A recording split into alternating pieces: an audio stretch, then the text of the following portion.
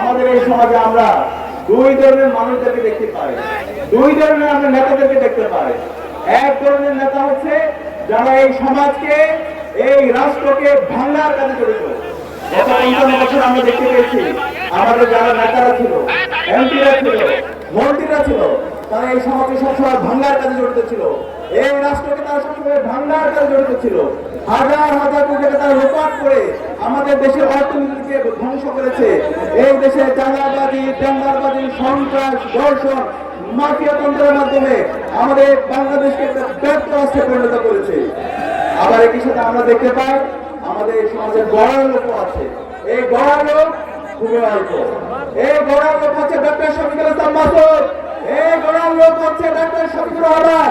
আমরা কথা দিচ্ছি ইনশাআল্লাহ ডক্টর শফিকুল ইসলাম মাসুদ নির্বাচিত হয়েছে আমাদের আগামীর বাংলাদেশের প্রধানমন্ত্রী ডক্টর শফিকুর রহমানের নেতৃত্বে যে বাংলাদেশ হবে, সে বাংলাদেশ হবে ইনসাফের বাংলাদেশ। সেই বাংলাদেশে আর কোনো জুলুম থাকবে না, সে বাংলাদেশে কোনো চাঁদাবাজি চলবে না, সে বাংলাদেশে কোনো সন্ত্রাস চলবে না, সে বাংলাদেশে কোনো মাফিয়া তন্ত্র চলবে না। সে বাংলাদেশে সকল মানুষের অধিকার নিশ্চিত করা হবে ইনশাআল্লাহ।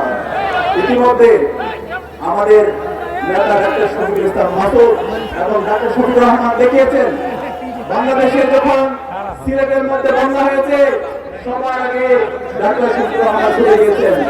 যখন উত্তরবঙ্গে বন্যা হয়েছে সবার আগে ডক্টর শফিকুর রহমান চলে গিয়েছেন।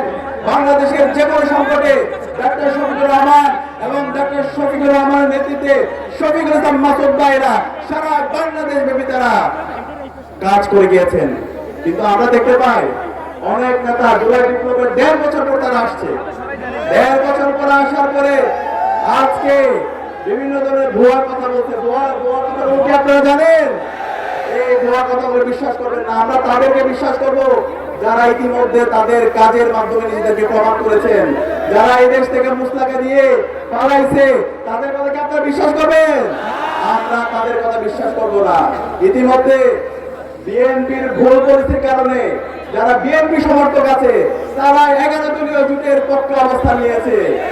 আগামীতে 12 ফেব্রুয়ারির 11 দলীয় জোটের যারা প্রার্থীরা আছে, ঐক্যবদ্ধ বাংলাদেশের যারা প্রার্থীরা আছে, দাঁড়িপাল্লার যারা কান্ডিরা আছে, তারা বিএনপির সবচেয়ে বেশি ভোট পেয়ে আগামীর বাংলাদেশ বিনির্মাণ করবে ইনশাআল্লাহ।